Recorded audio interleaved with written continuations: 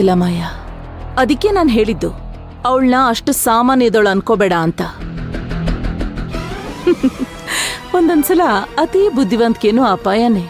ಈಗ ನೋಡು, ತನ್ನ ಸಾವನ್ನ ತಾನೇ ಹುಡುಕೊಂಡು ಹೋಗಿದ್ದಾಳೆ.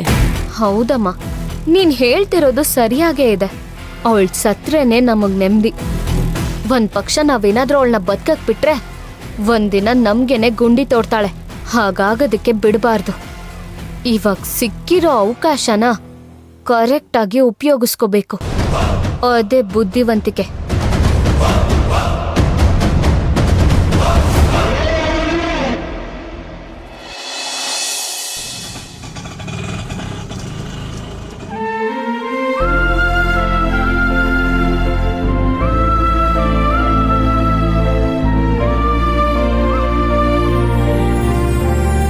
ತಗೊಳ್ಳಿ.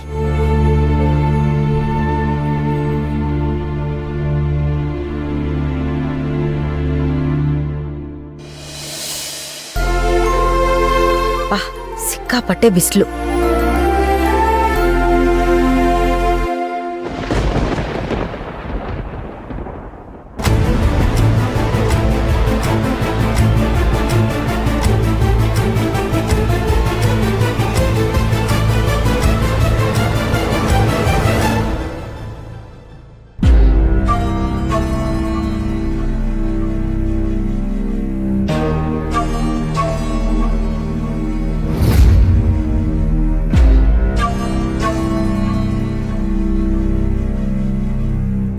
ಅಯ್ಯೋ, ಈ ವಯಸ್ಸಾಗಿರೋರು ಯಾಕೆ ಈ ತರ ಕೂತ್ಬಿಟ್ಟಿದ್ದಾರೆ?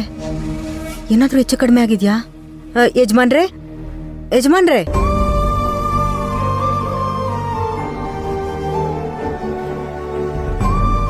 ಆಟೋದವ್ರು ಬೇರೆ ಹೊರಟೋದ್ರು. ಕೋದಂಡ ಕೃಷ್ಣ ಮನೇಲಿದಾರೋ ಇಲ್ವೋ? ಇಷ್ಟೊತ್ಕಾಗ್ಲೇ ಹೋಟ್ಲಿಗೆ ಹೊರಟ್ಬಿಟ್ಟಿರ್ತಾರೆ. ಏನ್ ಮಾಡೋದೀಗ? ಯಜಮಾನ್ರೆ, ಯಜಮಾನ್ರೆ, ಯಜಮಾನ್ರೆ, ಎಚ್ಚರ ಮಾಡ್ಕೊಳ್ಳಿ.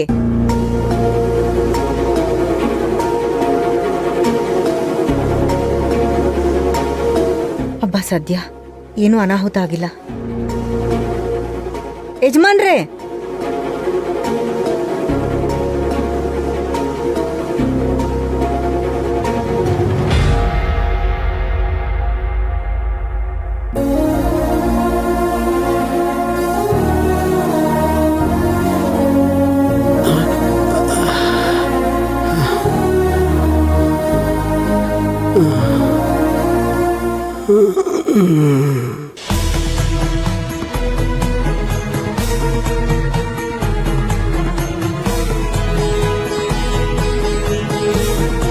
ಯಜಮಾನ್ರೆ, ಯಾಕೆ ಇಲ್ಲಿ ಕೂತ್ಬಿಟ್ಟಿದ್ದೀರಾ?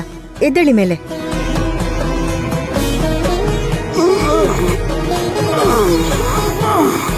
ಪರಮಾತ್ಮ. ಯಜಮಾನ್ರೆ, ಹುಷಾರು. ಯಾಕೆ ಪ್ರಜ್ಞೆ ತಪ್ಪು ಕೂತ್ಬಿಟ್ಟಿದ್ರಲ್ಲ? ಆರೋಗ್ಯ ಸರಿಗಿಲ್ವಾ? ಏನಾಯ್ತು? ಹುಷಾರು, ಹುಷಾರು. ತಗೊಳ್ಳಿ, ಸ್ವಲ್ಪ ನೀರು ಕುಡೀರಿ. ಕೊಡಮ್ಮ.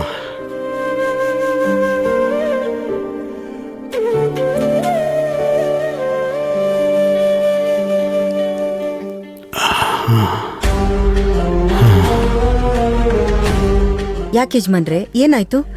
ಪ್ರಜ್ಞೆ ತಪ್ಪು ಕೂತ್ಬಿಟ್ಟಿದ್ರಲ್ಲ, ಆರೋಗ್ಯ ಸರಿಗಿಲ್ವಾ? 3 ದಿವಸದಿಂದ ಹೊಟ್ಟೆಗೆ ಕೂಳಿಲ್ಲ ತಾಯಿ. ಈ ರಣ ಬಿಸಿಲಿಗೆ ತಲೆ ಸುತ್ತಿ ಬಿದ್ದಿದ್ದೆ ಅನ್ಸುತ್ತೆ. ನೀನು ಆ ದೇವ್ರ ತರ ಬಂದು ಕಾಪಾಡ್ಬಿಟ್ಟೆ ನನ್ನ. ನೋಡಿ, 3 ದಿವಸದಿಂದ ಊಟ ಮಾಡಿಲ್ಲ ಅಂತ ಹೇಳ್ತಿದ್ದೀರಾ. ಇದೇ ನಮ್ಮನೆ. ಬನ್ನಿ, ಒಂದ್ ಸ್ವಲ್ಪ ಊಟ ಮಾಡ್ಕೊಂಡೋಗಿ, ಎಲ್ಲ ಸರಿ ಹೋಗುತ್ತೆ. ಅದೆಲ್ಲ ಏನು ಬೇಡ ಬಿಡು ತಾಯಿ. ಆಯಾಸಕ್ಕೆ ಹಂಗಾಗಿದೆ.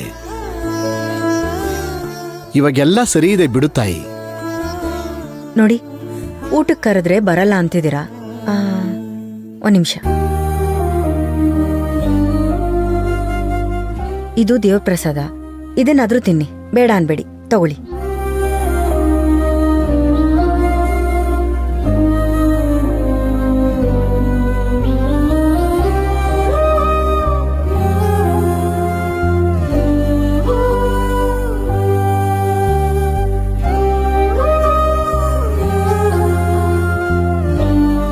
ತಾಯಿ.